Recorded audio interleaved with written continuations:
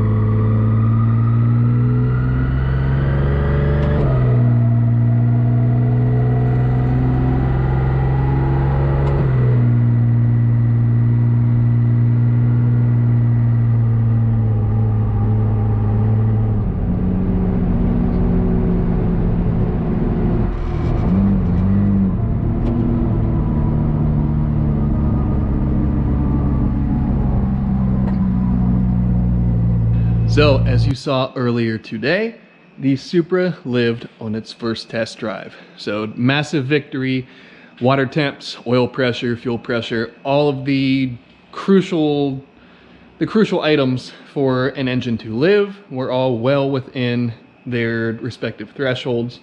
And for all intents and purposes, it really didn't drive all that badly. Now, the tune still does need some work.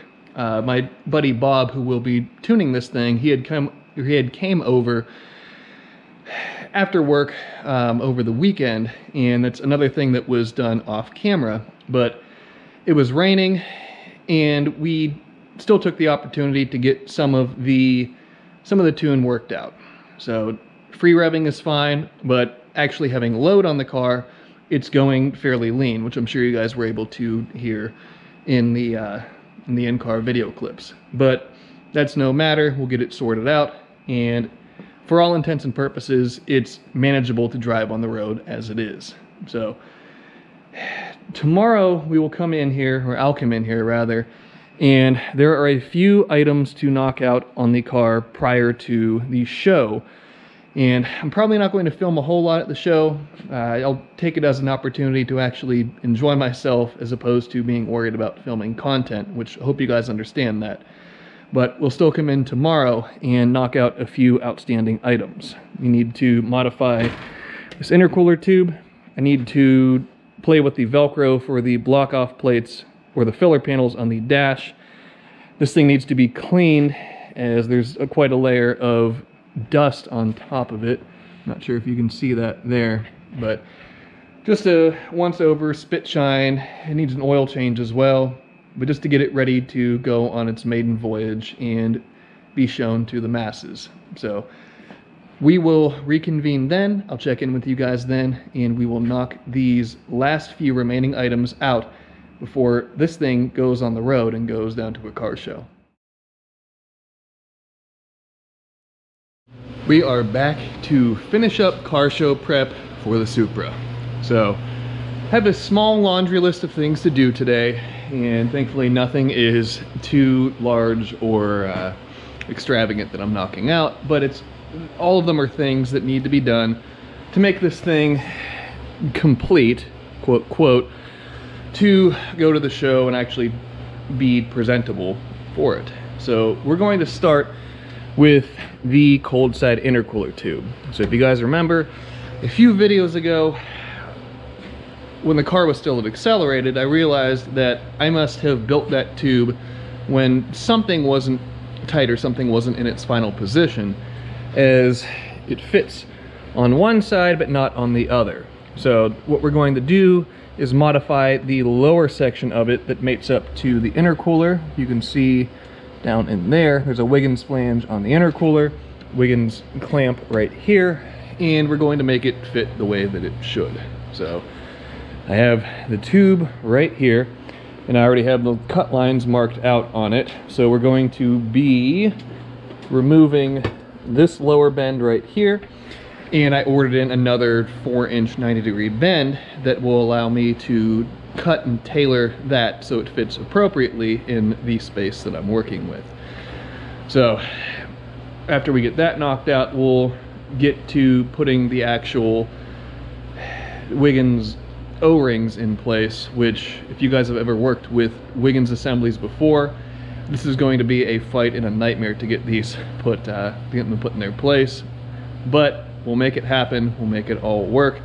And to start this off, we'll get at least all of the intercooler tubing finished up and put in its rightful home.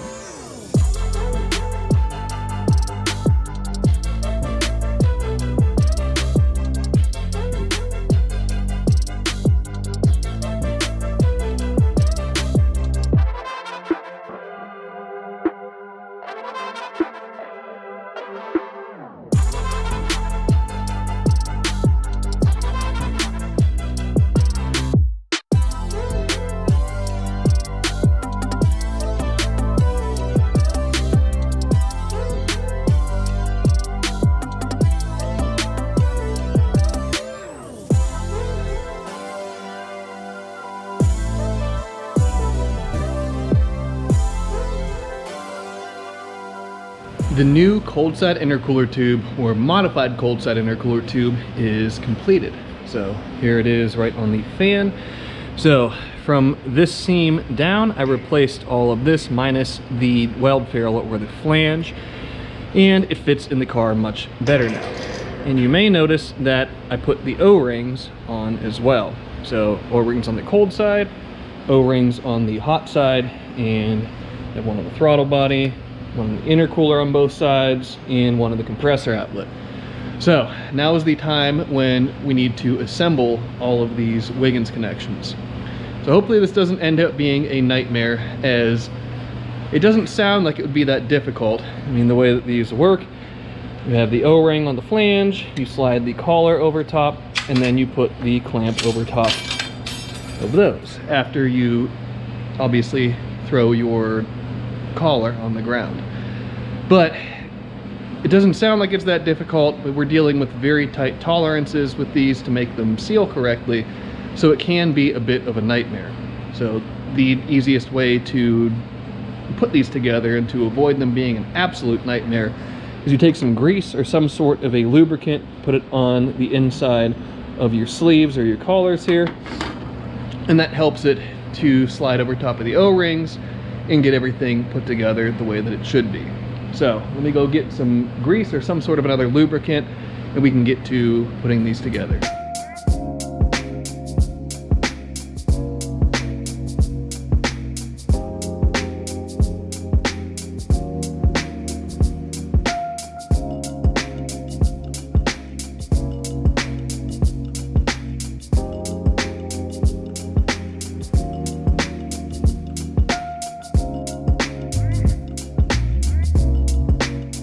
The intercooler tubes are in their places with the O-rings in place, and there was only a little bit of blood spilled there on my knuckle, and then I have a blood blister right there on my index finger, but it is what it is. It's part of working on cars. So now that those are taken care of, I guess the next thing I can do, since my hands are already dirty, is do the oil change. So I'll pull my cap off and raise this car up as the drain is on the bottom of the dry sump tank, and I can get the filter replaced and everything else at that point in time as well.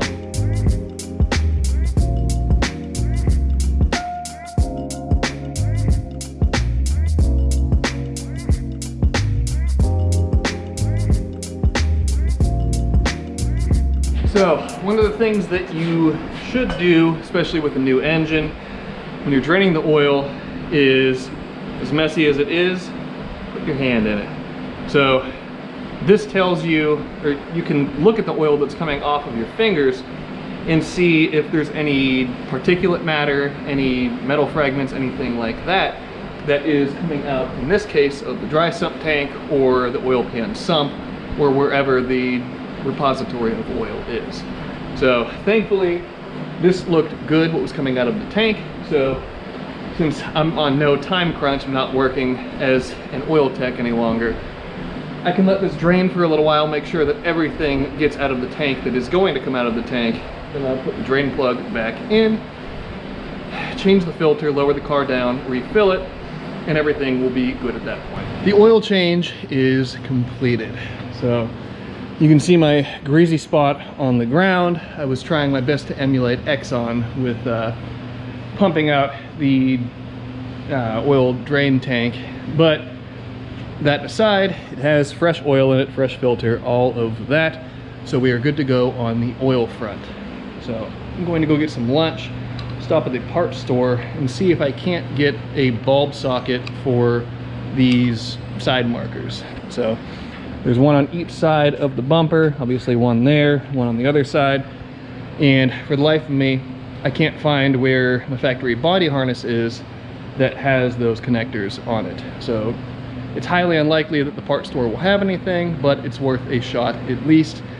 And when I get back from that, we can continue wrapping this thing up in preparation for tomorrow's show. Back from lunch, and while I did not find the exact light holder that I needed for this, I found these that I think I can make them work. And these are just part store one, says for Ford GM 1953 to 99, if I'm reading it correctly, but it has a 4-prong deal and it's a little bit malleable, so I think I can jam it in here. Especially if I cut these ears down a little bit, you can see how wide those are compared to how narrow the ones on the actual light housing are. But if I modify those, then I think I can get this to go in here, and it may not be a permanent solution, but it's at least a temporary one that will get me by for the time being.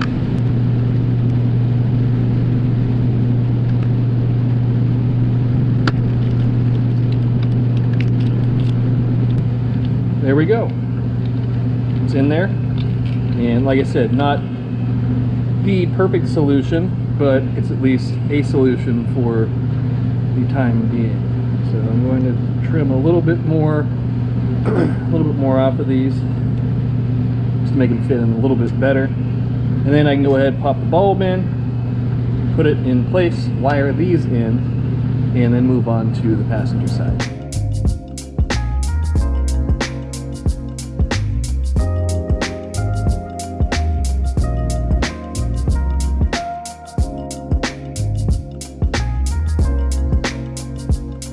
After a bit of wiring, we now flip the main switch, or battery switch, the power button, and put the parking lights on. Now, check this out. We have parking lights. So there's driver's side, there's passenger side, and then in the rear of the car, the brake lights light up, or the tail lights rather. So that is all knocked out, another thing off the list, and now we can move on to the bottom side of the car, where I need to both secure the rack bellows boots as well as install, and I guess finish building and then install the little heat shield for the passenger side rack bellows.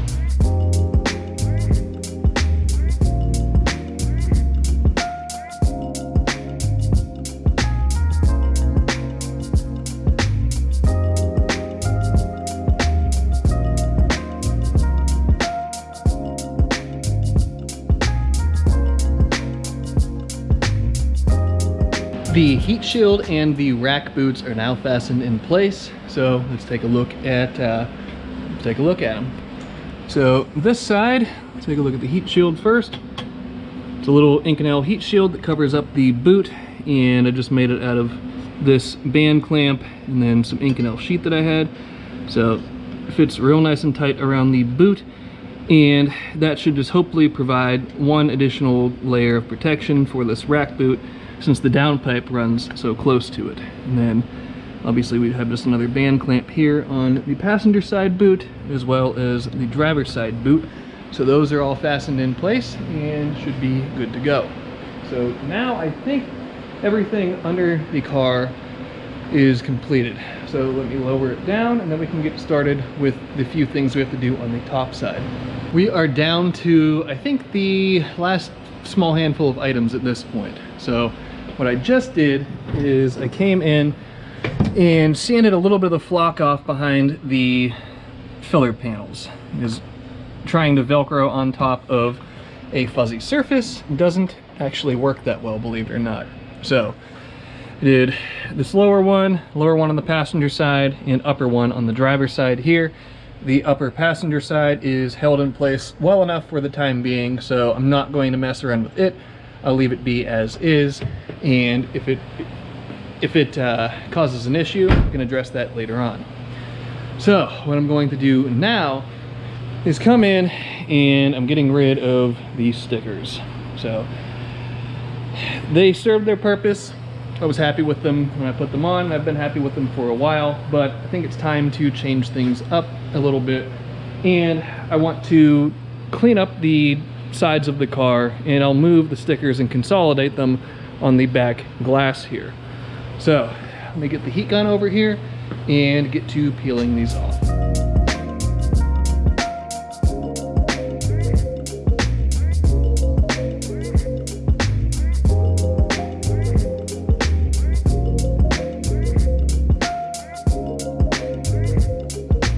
I touched up the paint in a number of places that just from impacts as time goes on, the paint ends up being tarnished because of that. So paint didn't come out perfect, but I didn't do a great job cleaning, so it'll just kind of be what it is. So heavy impact areas were on this side of the strut tower, the upper core support, and then the X bars and the door bars for the roll cage, but they all have a fresh coat of paint on them, and it at least looks better than chipped paint. So the last thing that I need to do is to clean this thing. So I'm going to just do a quick detail, nothing crazy, nothing outlandish, but just spit shine it up a little bit so that way it's at least a little bit more presentable. So let me get some products over there, get them over here, and we'll get to cleaning this thing.